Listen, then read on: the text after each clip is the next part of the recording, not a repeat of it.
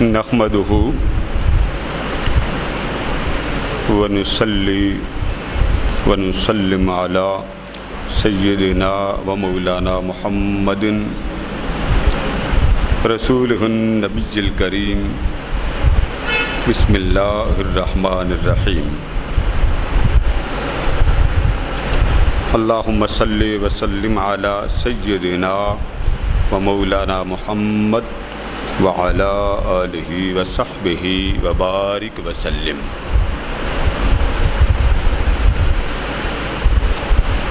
بسم اللہ الرحمن الرحیم۔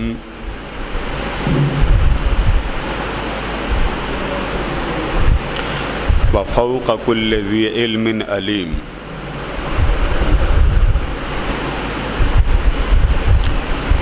صدق اللہ مولانا العظیم۔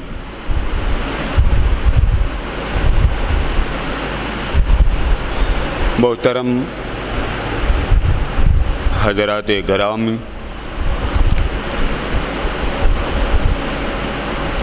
عموماً ہر جمعہ کو 2-4 خطبات جمعہ کا مضمون چلتا ہے، ایک ربط رہتا ہے گزشتہ کا اور آئندہ کا۔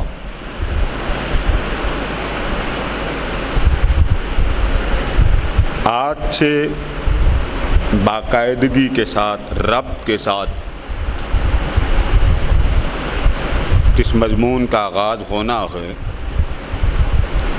اس کا تعلق آج کے دور میں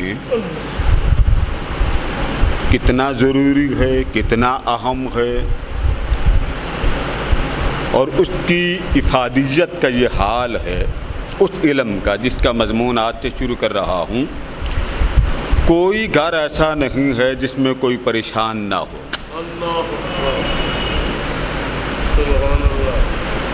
پریشان ہونا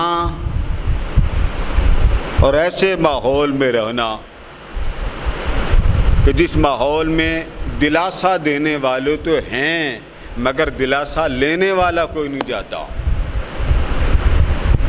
آپ یاد کریں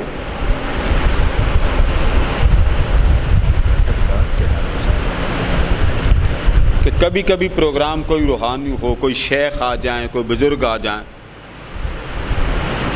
بھلے آپ سونے کا کام کرتے ہیں، چاندی کا کام کرتے ہیں، پھل بیچنے کا کام کرتے ہیں، آپ اسکول ٹیچنگ کرتے ہیں، آپ انجینئر ہیں، جب کوئی روحانی ہستی آتی ہے تو آپ کے ذہن کا فوکس وہ نہیں ہوگا جو جمعہ پڑھنے والے پر ہوگا، اس سے بدلہ، اس سے برعکس، اس سے مختلف ہوگا۔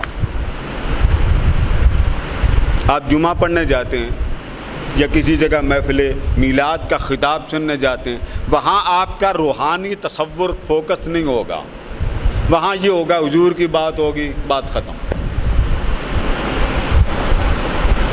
شہنشاہ غوث الورا حضور سیدنا غوث اعظم رضی اللہ تعالیٰ عنہ آپ کی زندگی پر جو کچھ لکھا گیا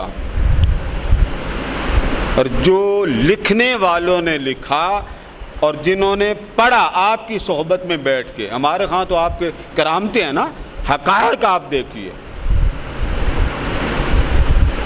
کہ مسلک حنبل جس کو آپ فقہ حنبلی کہتے ہیں، جیسے آپ فقہ حنفی اس کے ایک امام ہیں، اگر کسی نے ساری فقہ حنبلی سمیت تمام فقہا کو جامع پڑھنا ہو وہ حضور غوث اعظم کو پڑھ لے۔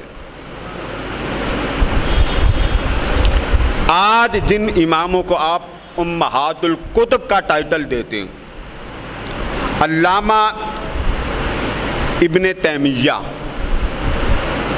اور علامہ ابن القیم، ہمارے ہاں تو ایک دنگا مشتی ہے نا، یہ میں کبھی اس طرح موضوع نہیں لگاتا جس سے دل پریشان۔ اہل اللہ فرماتے ہیں کہ ایسے فقیر اور درویش بن جاؤ کوئی اجڑا آ جائے اس کے صدقے سب کا بیڑا پار ہو جائے، اور یہی اولیاء کا طریقہ تھا، یہی اہل معرفت کا طریقہ تھا۔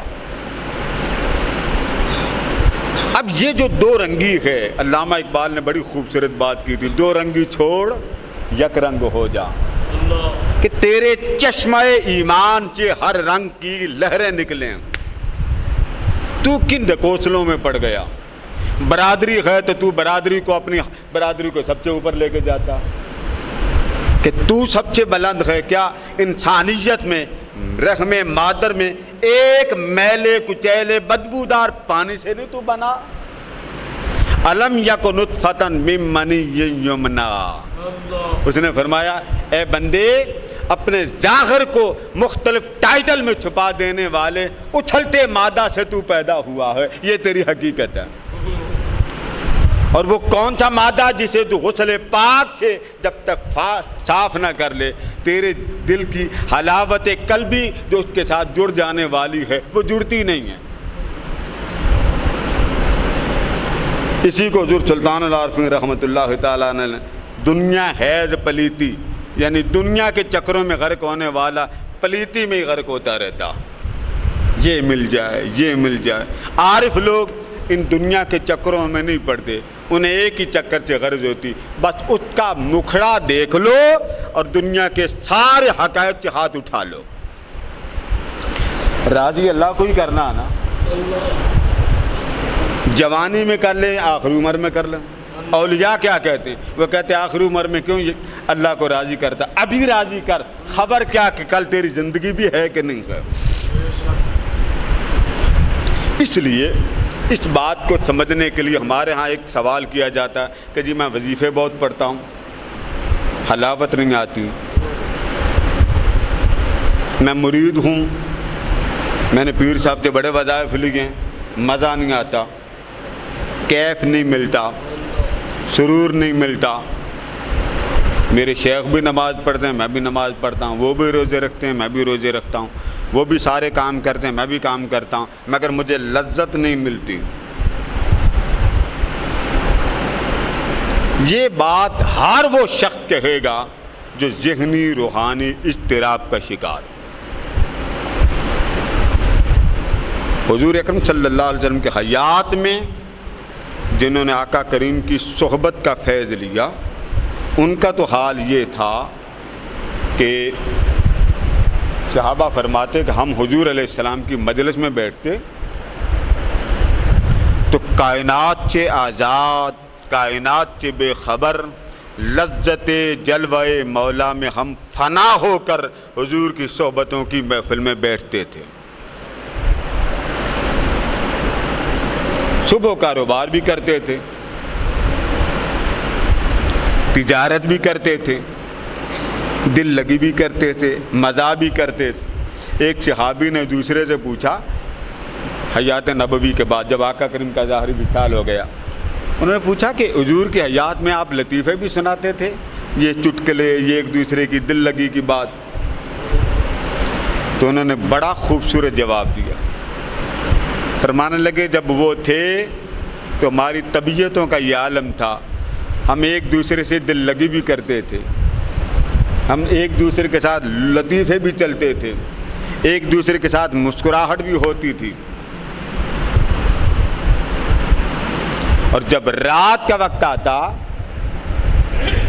تو رات کے وقت ہمارا حال یہ ہوتا تھا، بس ادھر مصلے ہوتے تھے، ادھر مولا ہوتا تھا۔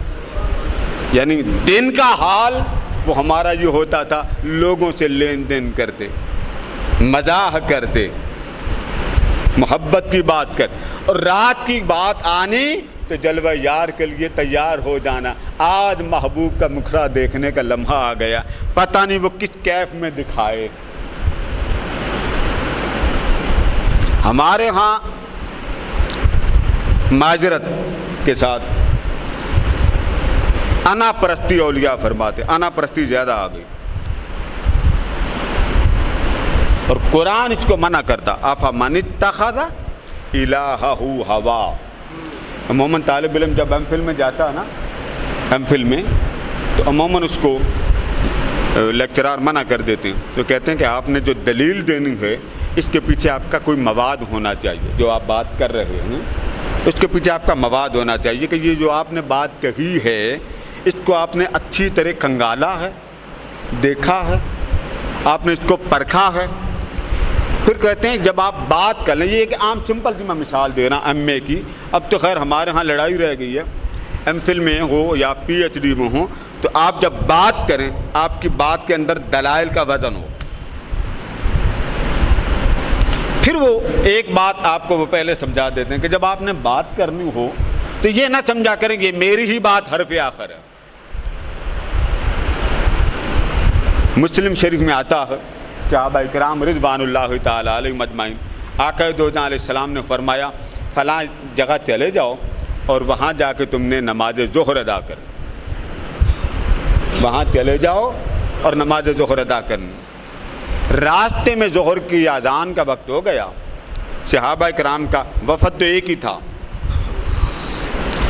آدھا جو طبقہ تھا صحابہ کرام کا انہوں نے راستے میں نماز پڑھنا مناسب سمجھا, آدھے نے آگے جا کے نماز پڑھنا مناسب سمجھا. دونوں الگ الگ اس بات پر پریشان تھے, معلوم نہیں یہاں پڑھنا اللہ اور اس کے رسول کو پسند آیا ہے یا وہاں پڑھنا پسند آیا.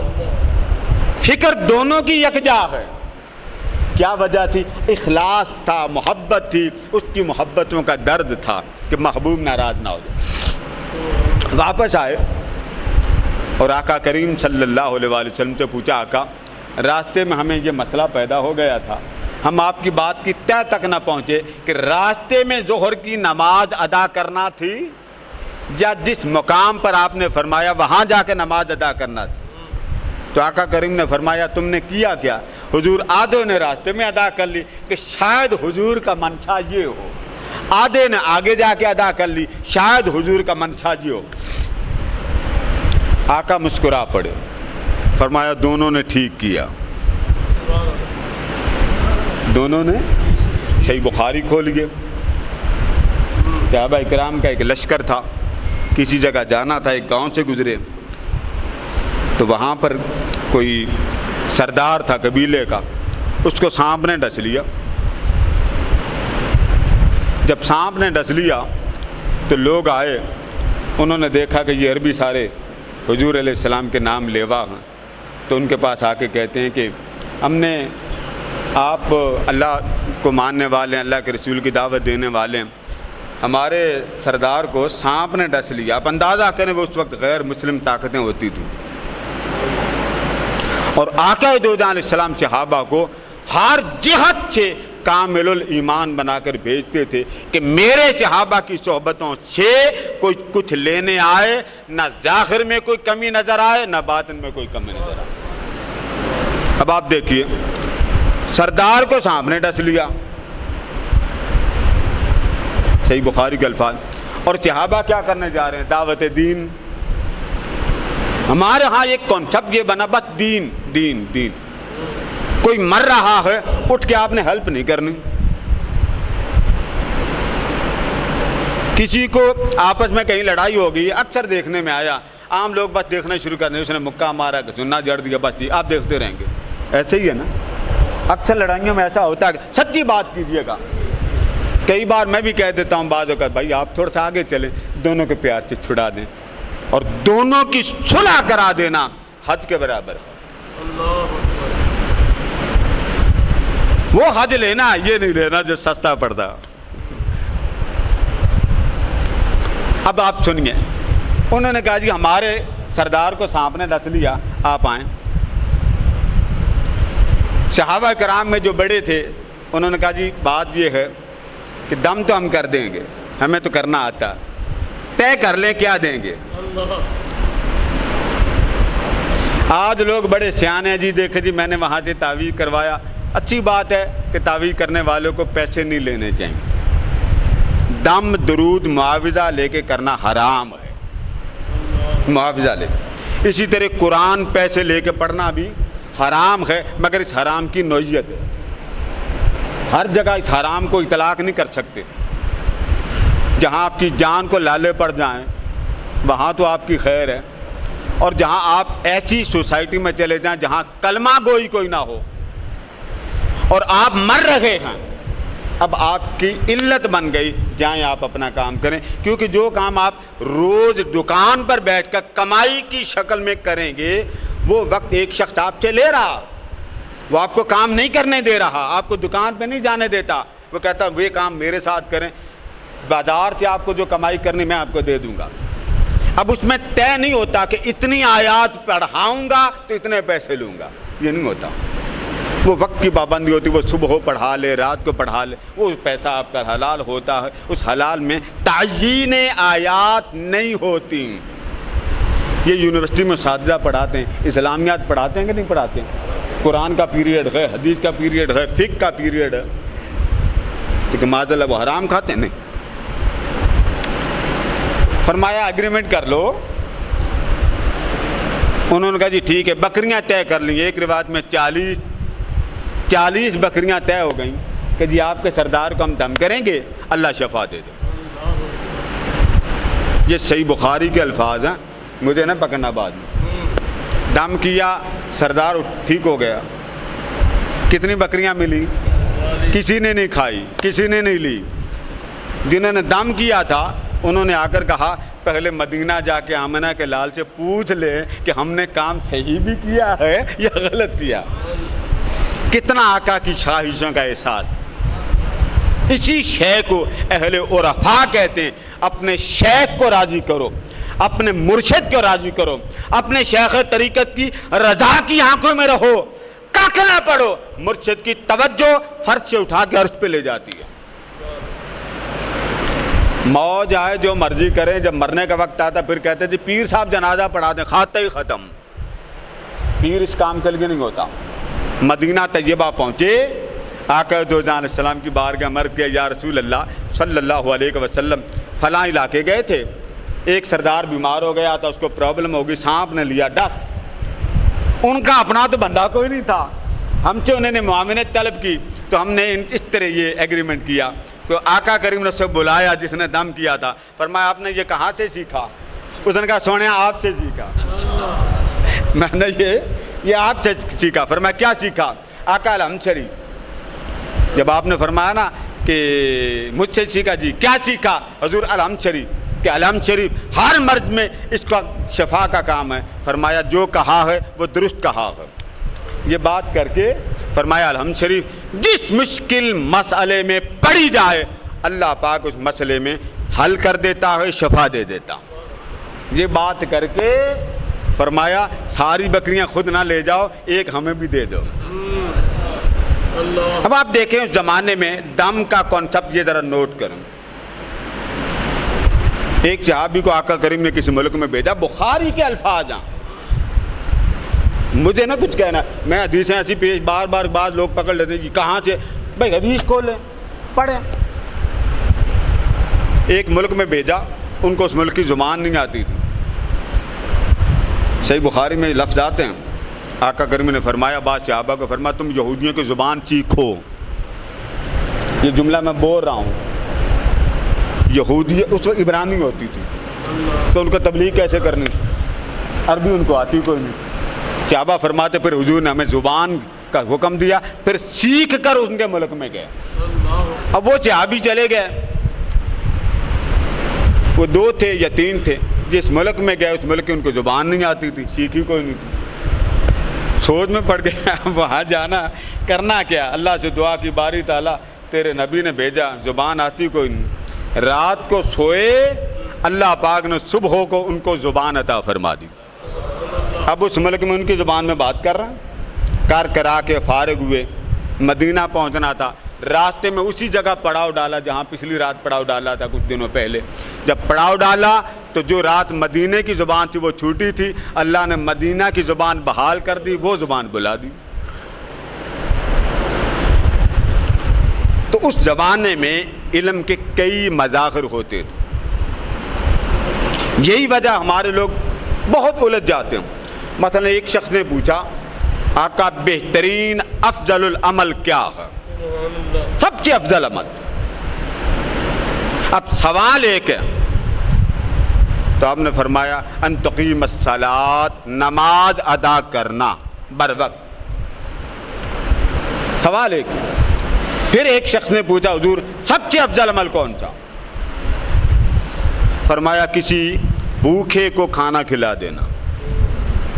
سوال ایک ہے، اس بات کو نوٹ کریں، سوال ایک ہے۔ پہلا سوال کا جواب دیا نماز بر وقت ادا کرنا. دوسرے سوال وہی ہے وہاں جواب دیا کسی بھوکے کا پیٹ بھر دینا. یہ سارا باب صحیح بخاری کا. پھر ایک شخص نے پوچھا حضور افضل عمل کون سا؟ فرمایا والدین کی خدمت کرنا. پھر پوچھا گیا حضور افضل عمل کون سا؟ پھر آپ نے ایک ذکر بتا دیا. 5 مواقع آئے. سوال ایک معاذ اللہ یہ نہیں ہو سکتا کہ نبی کو پتہ نہ ہو کہ یہاں میں نے اور جواب دیا, یہاں میں نے اور جواب دیا, وہاں میں نے اور جواب دیا. محدثین فرماتے ہیں کہ آقا دو جہاں کے سامنے جب کوئی امتی آتا ہے نا وہ امتی ننگا ہو جاتا. اب حضور دیکھتے ہیں کہاں سے اس کے اندر کون سی کمی ہے. جو کمی جس غلام میں نظر آتی چلی گئی حضور نے اس غلام کو وہی جواب عطا کر دے گا. کامل جواب مل گیا. ورنہ یہ بات تسلیم ہے. ہمارے ہاں یہ لڑائی ہوگی جو علماء میں. آپ علماء سے اگر بچ جائیں اور عرفا کے بعد پہنچیں, دیکھیں نا آپ کوئی عمل کرتے ہیں سب جانتے ہیں. دیوبندیوں کو پکڑ لیں, اہل سنت کو پکڑ لیں, وہابیوں کو پکڑ لیں, شیعوں کو پکڑ لیں, اس بات میں وہ مانتے ہیں کہ سارے صلے مرنے کے بعد معلوم ہوں گے کہ ہمیں صلہ ملا. کوئی اختلاف نہیں. لیکن اس بات میں ائمہ ان کی رائے ہے کہ بڑے بڑے واقعات میں صحابہ کرام کو اللہ پاک نے حضور علیہ السلام کے واسطہ سے اعمال قبول ہونے کی خوشخبری بھی عطا فرمائی. آپ نے سامنے فرما دیا. فرمایا اللہ پاک ایک صحابی سامنے بیٹھے تھے, سامنے کریم آقا نے فرمایا وہ جب دیکھا نا سامنے بیٹھے, فرمایا قرآن سناؤ. وہ فکر میں پڑ گئے پتہ نہیں حضور مجھے کہہ رہے ہیں یا کسی اور کو کہہ رہے ہیں. انہوں نے ادھر ادھر دیکھا, فرمایا میں تمہیں کہہ رہا ہوں قرآن سناؤ. انہوں نے جب حضور علیہ السلام کی طرف دیکھا نا تو دیکھ کے پوچھا آقا آپ مجھے فرما رہے ہیں؟ فرمایا ہاں تجھے کہہ رہا ہوں, پڑھو. اب آپ غور سے الفاظ کو سماعت کریں, غور سے کہ وہ صحابی کیا کہہ رہے ہیں. تو صحابی تیسری بار پوچھتے ہیں حضور آپ مجھ سے سننا چاہتے ہیں؟ فرمایا ہاں میں تم سے سننا چاہتا ہوں. پھر انہوں نے سوال کیا آقا آپ مجھ سے کیوں سننا چاہتے ہیں؟ فرمایا میری میں سننا چاہتا ہوں. پھر انہوں نے پوچھا آقا اللہ نے آپ کو کہا کہ مجھ سے سنیں؟ قربان جائیں اس صحابی کو میرے آقا نے فرمایا ہاں اللہ نے کہا ہے اس غلام سے قرآن سنیں. اب ایمانداری سے بتائیے اس صحابی کے اوپر رحمت الہی کی مستی کا حال کیا ہوتا ہوگا. رب نے کہا ہے میرے محمد کو قرآن سنیں. انہوں نے پھر تلاوت کی, حضور روتے رہے. سیدنا صدیق اکبر رضی اللہ تعالیٰ کو سن لیں, نام تو بڑا سنا نا. سیدنا صدیق اکبر رضی اللہ تعالیٰ مال سارا لے کے آئے.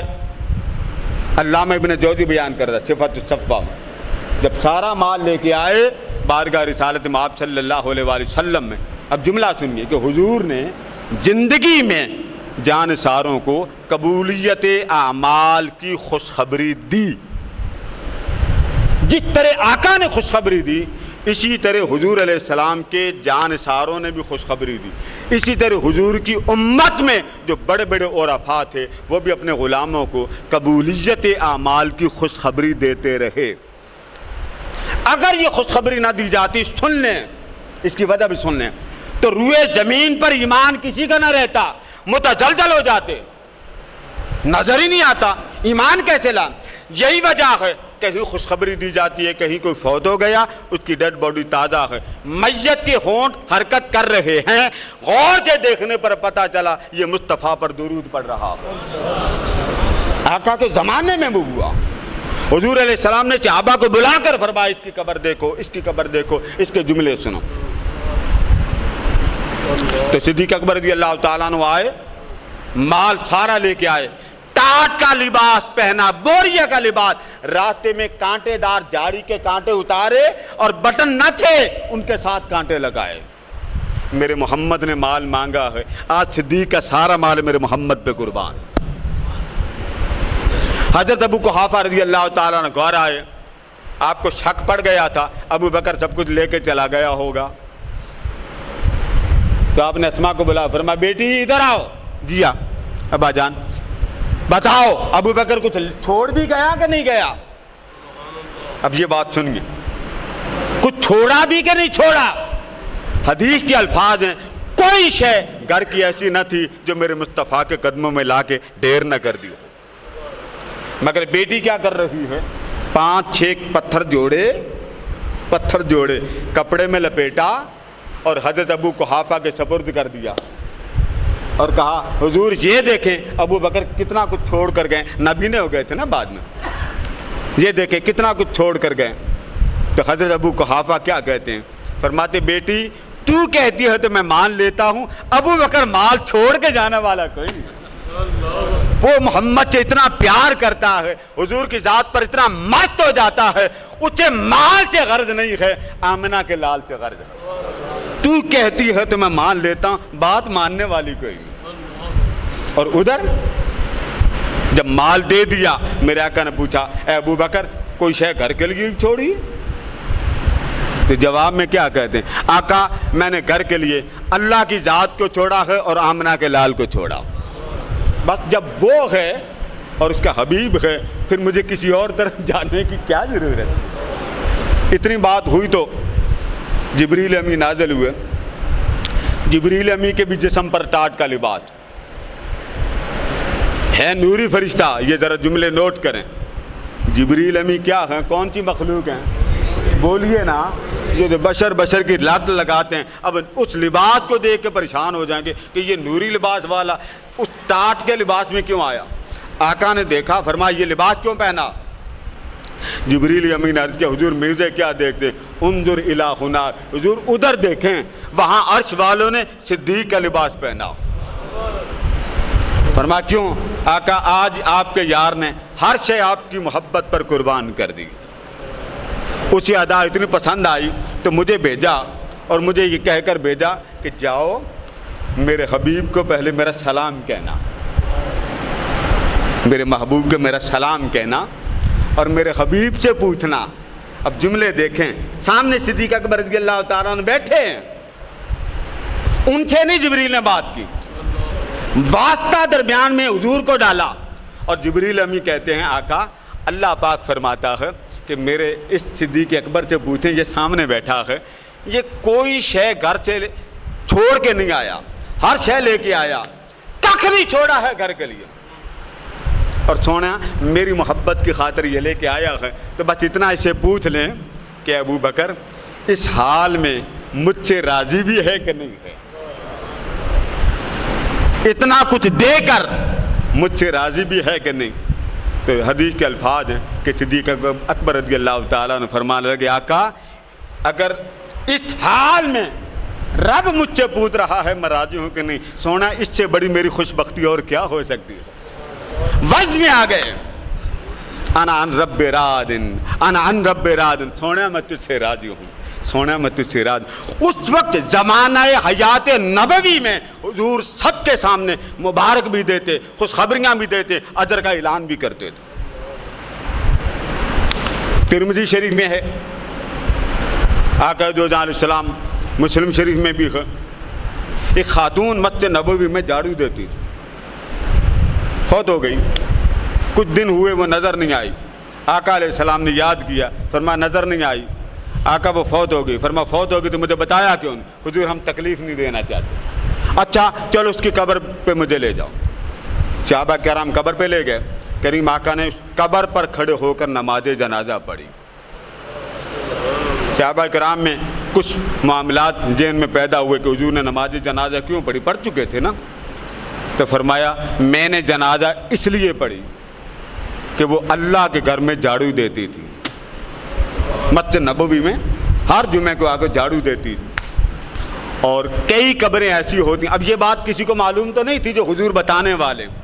فرمایا قبریں تاریک ہوتی ہیں, قبریں اندھیر ہوتی ہیں, مگر اللہ پاک میرے جنازہ پڑھنے کے صدقے میں اس کی قبر کو نور سے منور کر دیا.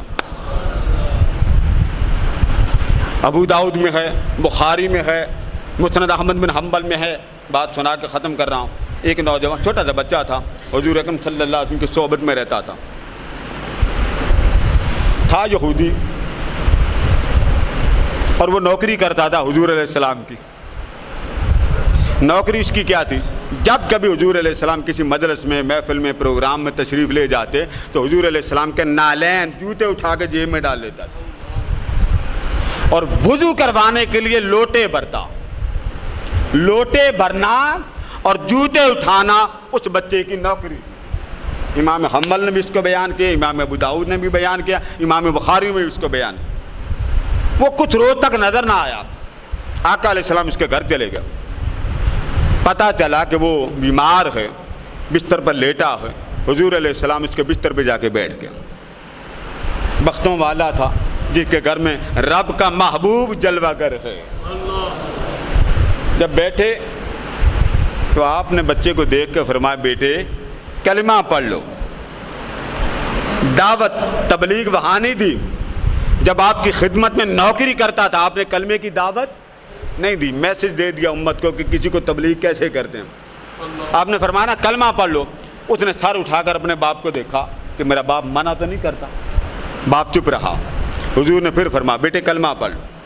پھر اس نے باپ کو اٹھ کر دیکھا. باپ خاموش رہا.